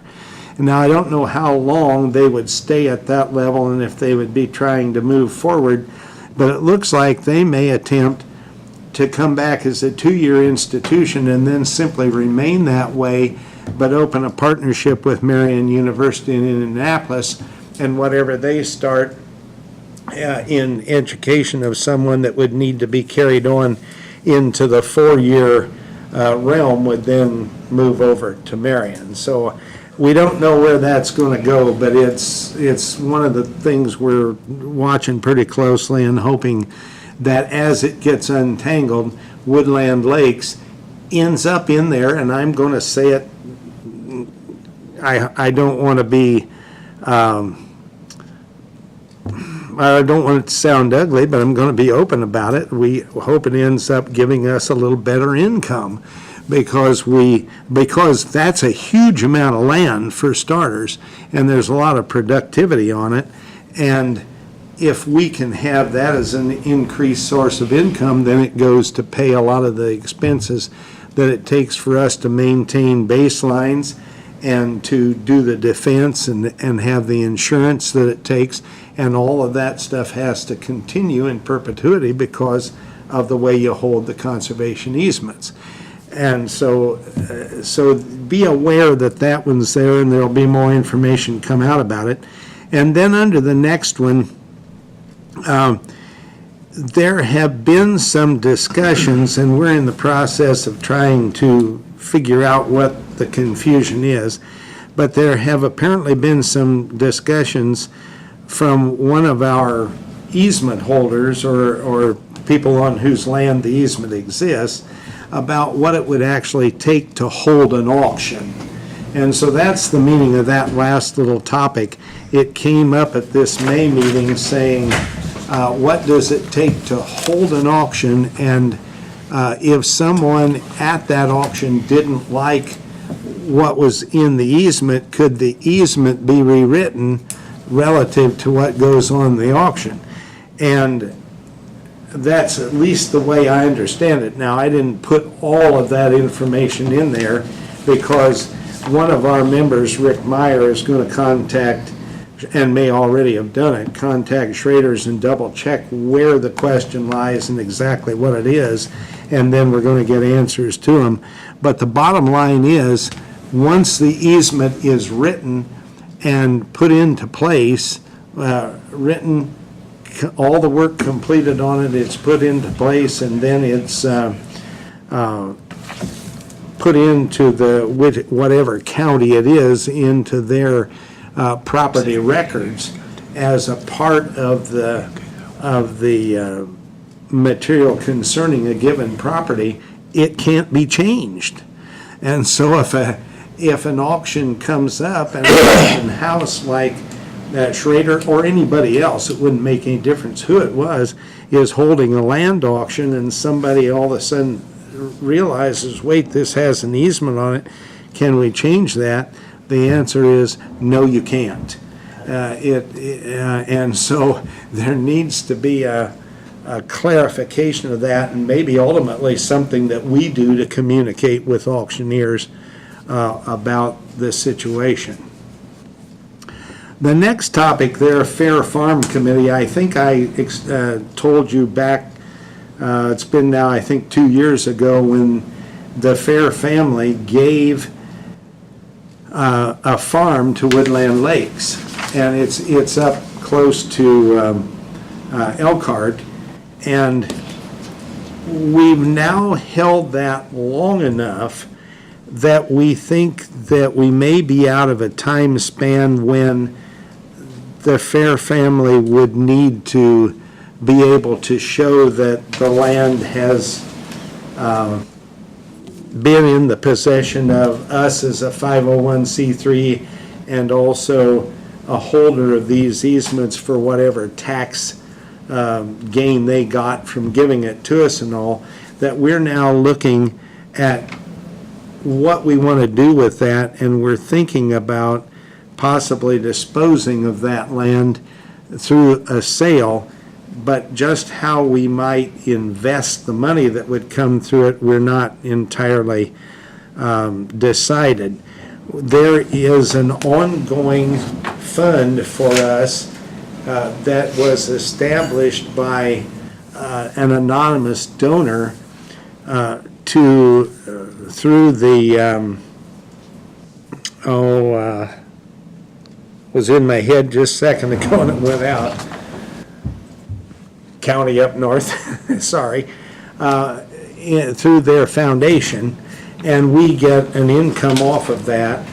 But I'm sure you know how county foundations work. The income that comes back to any organization off of those is not a huge amount of money because of the fact that it's pretty limited what percentage of the total amount in the fund can be drawn out of it any given year. And I think up there, Steuben County, up there, I think it varies between 3 and 5%.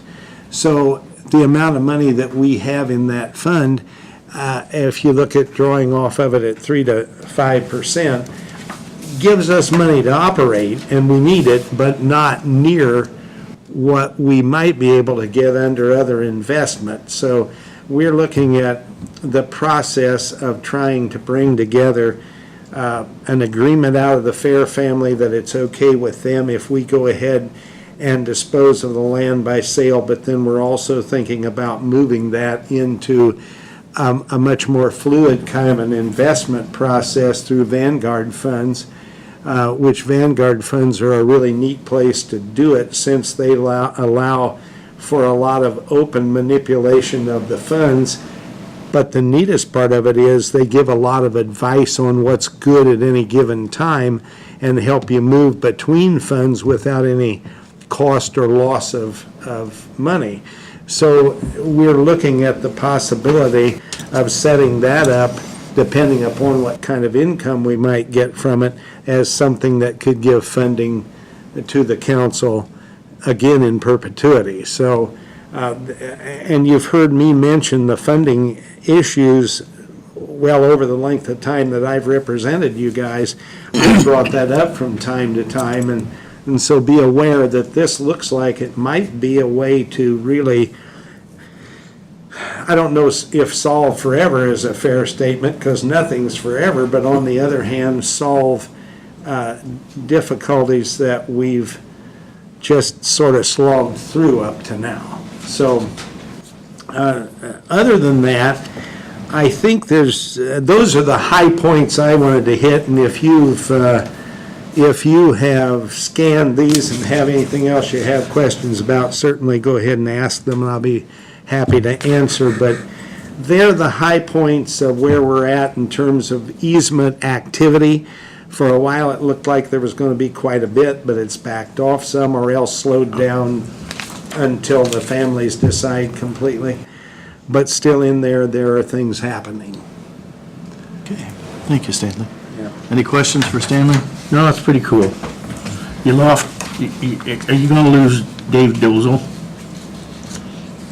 I don't know what your structure is. He has talked about leaving us, and I only think that may be health-related more than anything else. I mean, he has been very active and willing to be an active member, ongoing member, but he's also dealt with some other health difficulties. Well, he got defeated in the primaries. And Well- I didn't know whether he was like the Noble County representative or... Well, he was yes, he was a sitting commissioner, and he was then on the council in that regard. Yeah. Now, whether he wants to continue there as a representative of the commissioners, like I am of you guys, I don't know. We certainly wouldn't care. I mean, it would be fine. We know he knows what's going on, and it'd be, and we would feel good to have him. He's a pretty good guy. And we all respect him, but the other issue that is there too is a little bit health Okay, as well. okay. So, and not new in some respects, sort of ongoing, but it hadn't seemed to be a big deal, and maybe it isn't. But the sense I got from that last meeting, and we didn't nail anything down, so I didn't put it in minutes, but the sense I got was that there may be some other issues that he just needs to back away. Well, thank you for all you do, Stanley. Well, you're welcome. Appreciate it. And again, as I say, I want to keep you informed, because after all, you're why I'm there. So I try to represent you the best I can and make sure you know as we go. I think we're pretty proud of your representation. Thank you. That's not an issue.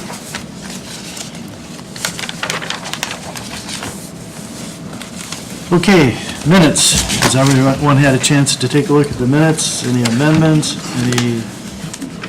I make a motion we approve the minutes as presented. Okay, we've got minutes for June 4th, 2018.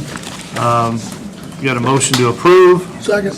Got a second. Further discussions? All those in favor, raise your right hand. Opposed, the same. Thank you.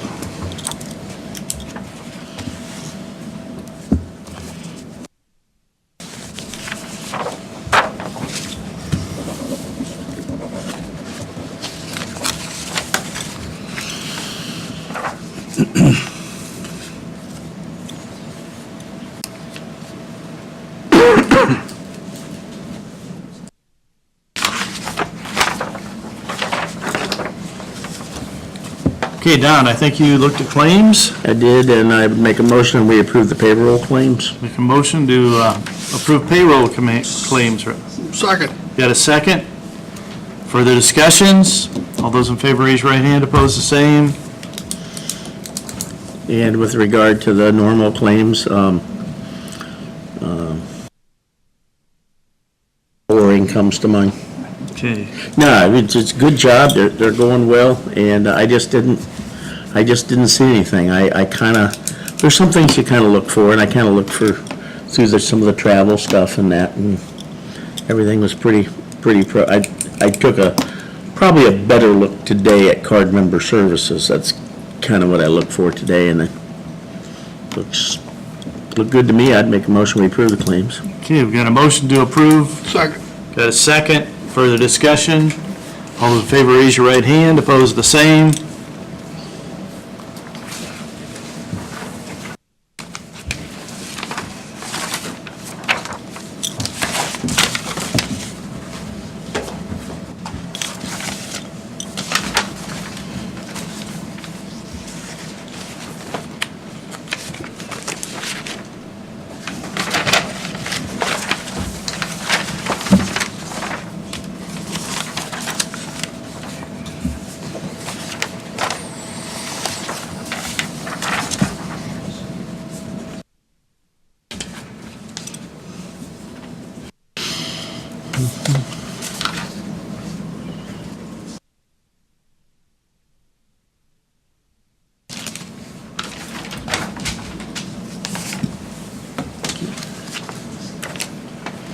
Angie?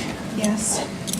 Oh, I had my kickoff meeting for webpage design this week, so I have a little bit of work to get that one up and running, but they said that will take, average of 5 months to get the Wow. website to where you want it to be, but she did say the ball's in our court, so depending on how quickly Really? I'm on it.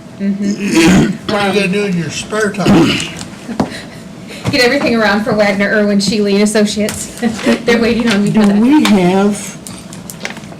we have anybody in the county that could do that kind of work so you didn't have to? Well, I think I will reach out to departments that really use the webpage a lot to get their Yeah, input. yeah. She gave me a questionnaire, so I have to start with the questionnaire and then we'll move forward. There's multiple Okay. phases and, Yeah. Because I'm not sure that it should have to just fall all over your shoulders. Yeah, it doesn't seem right. I mean, trust me, I'm not making all the decisions. I'm just the first point of contact. yeah. Yeah, but it still takes a lot of time.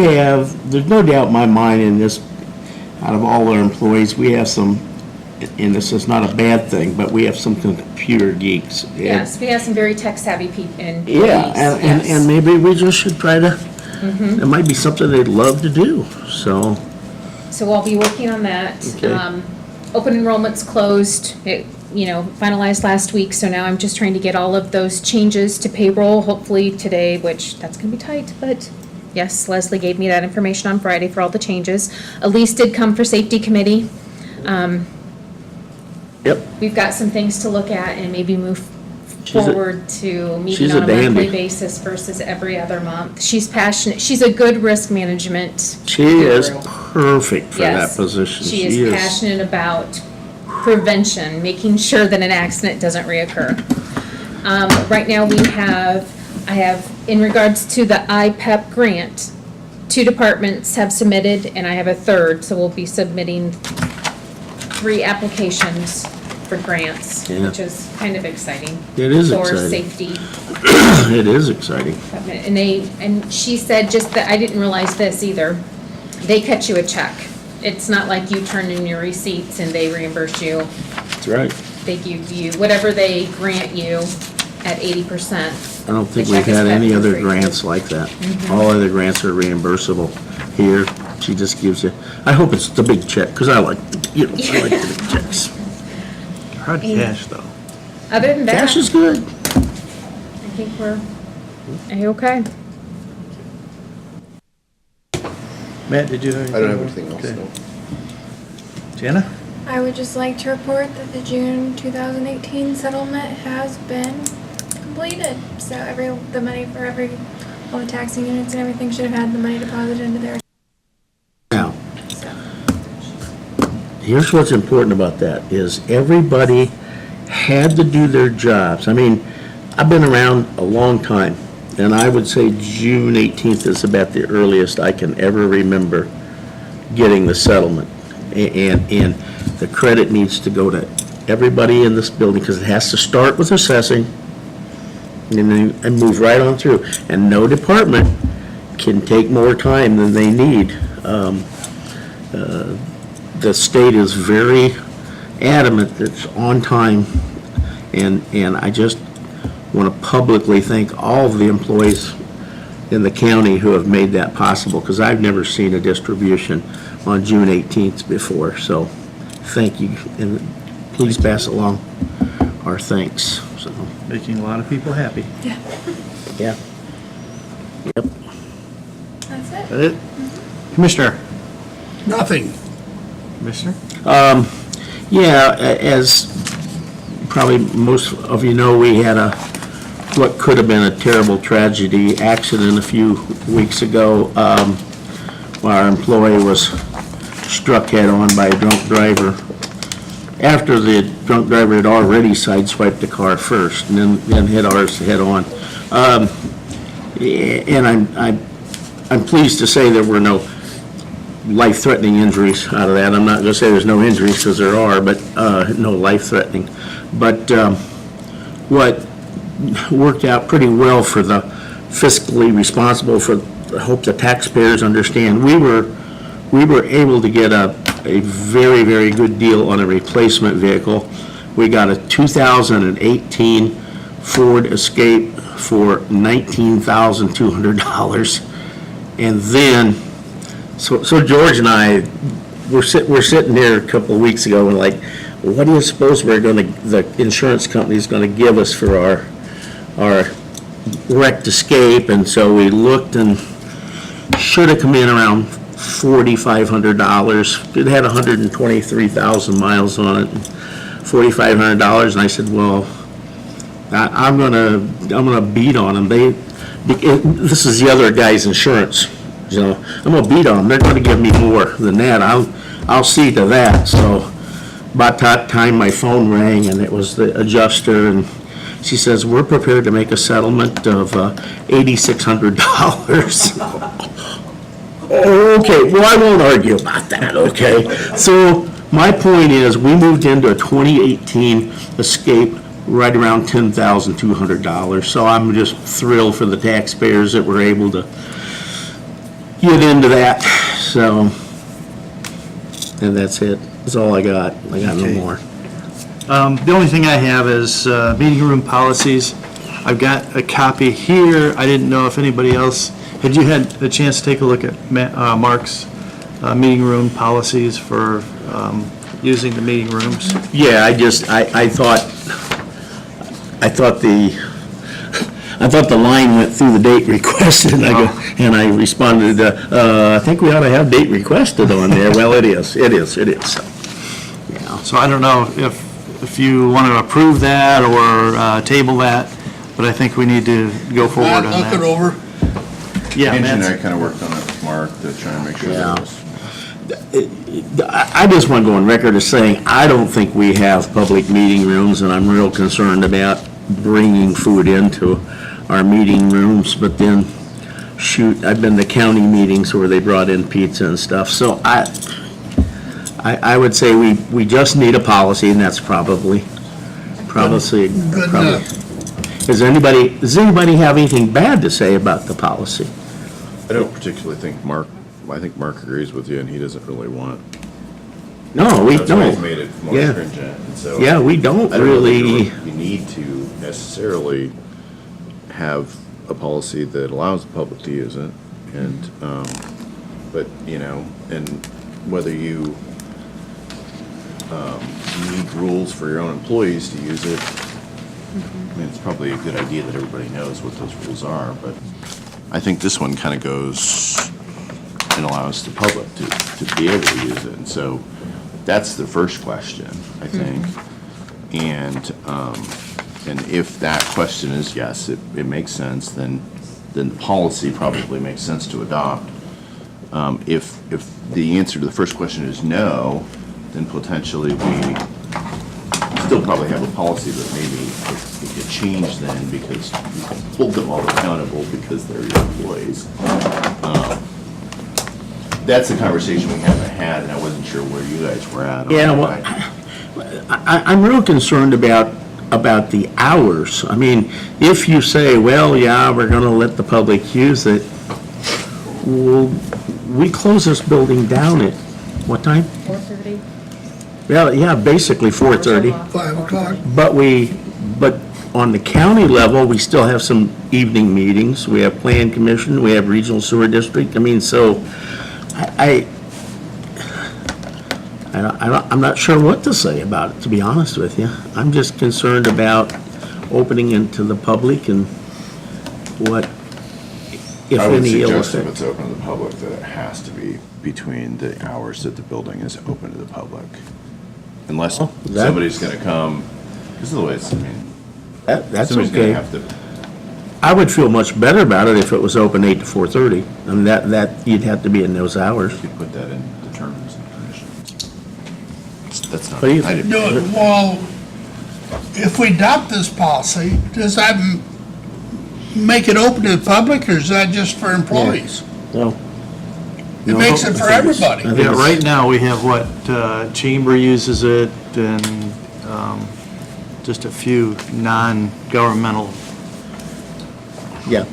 business, or, The city of Columbia City is going to use it, but that's just Yeah. because their building is being redone, so, yeah, it concerns me when you say public, yeah, because it really opens it up at that point. Yeah. that We could Yeah, have you could- weddings in here, and you could. You could have, Boy, Girl Scout functions and, I mean, I don't think we're in that business. I really don't think we're in the, Well, and I will say that Mark thought if we were gonna go down that avenue, that's when he wanted to say we need to start charging fees to be able to use the room, but I think that just opens a lot more questions and I concerns. really don't, I don't disagree. I just don't want to go there, so it's a lot easier to say, hey, the building's not open to the Right. public for meetings. And I believe he based a lot of what he was hoping to see off of what the Peabody Library policy is. Yeah. But that one definitely is up for room rental. And good for them, that's fine, but, they're not there to make money off of, and, so if I threw out a motion that said the building just isn't open to the general public, to allow the general public to use the rooms?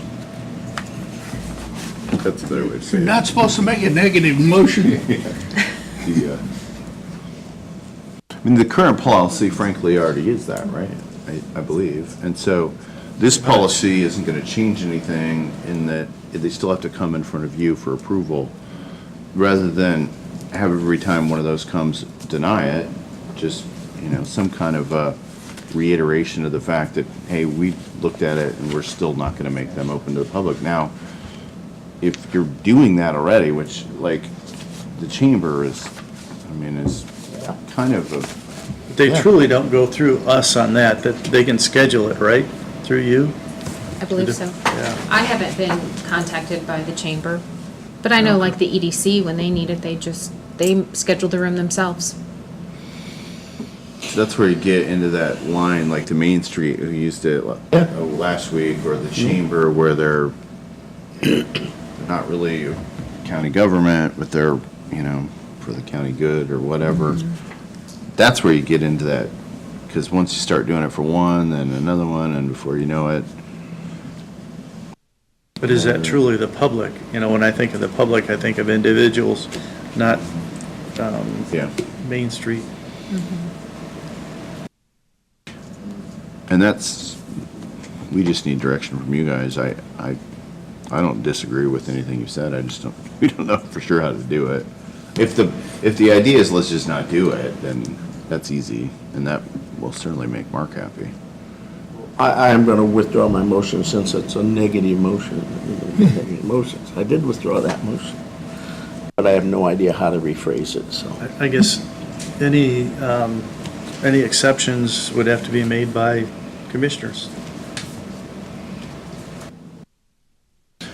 And if, to the extent that, that you would consider those exceptions, then it probably makes sense to have, so somebody calls Angie and Angie can say, hey, here's the policy. If you want, I'll take it to commissioners, and that would weed out a lot of those people because she would have a policy she could give to people. Yep. And then, Is that something we want to do for each, I mean, Not for 3 different particularly. rooms? Well, that's the issue. but you know, we do it for the courthouse lawn, and, And we're here twice a month. yeah. I think what it would cut out would be the person who calls Angie and says, hey, could I use that room next Wednesday? Well, no, because it has to be approved by the commissioners, and they don't meet again until the 18th, 16th, whatever the date is, so.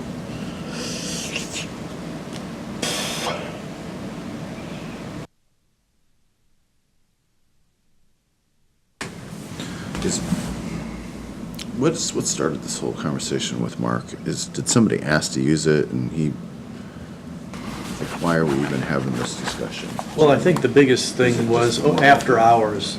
Okay. You know, people would want to use the chamber, or somebody would want to use it after hours, then, you know, who cleans up, who makes sure that it's cleaned up, and who makes sure the doors are locked. You know, who's responsible at that time? And he'd get a request, hey, by the way, set the room up like this. I want the tables going this way, and 12 chairs here, and 6 chairs here. He goes, hey, that's not my bailiwick. That's, yeah, I'm not.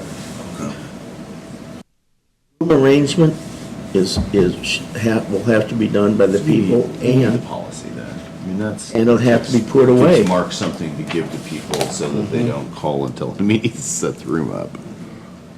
So that makes sense. So is this the policy that we want then, or? Let me see that, Don. I didn't bring it on. That's what he recommended. This is the one that Mark really put together, I did. Yeah. Yes.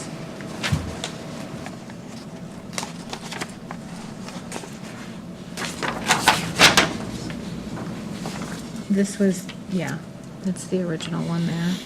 The only thing I would say that's not in here is that it should say, under general or something, maybe, you know, the room can only be used during regularly scheduled, or during the times that the. Business hours, yeah. We can add that too. Yeah, I'd really like to see that, just because it's even pretty tricky for me, being in the regional sewer district.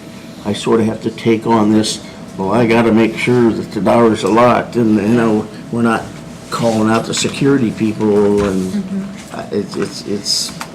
Why don't I add that language and then, I mean, there's no urgency. No. We can do it Yeah, 1st of July, I guess. so, Do I have a motion? how about a motion to table it until we can change the language to where we like it? Got a motion to table? Second. A second, further discussion, all those in favor raise your right hand, opposed the same. Yeah, we'd be better off just not pushing. I don't know what we're gonna like, but something different. Okay, and that's At least 50 hours. all I have. Public, anyone in the public have anything? Call for the motion. So moved. Second. Okay. We're adjourned. That's like one of the most important keys you can have here for, you know, 90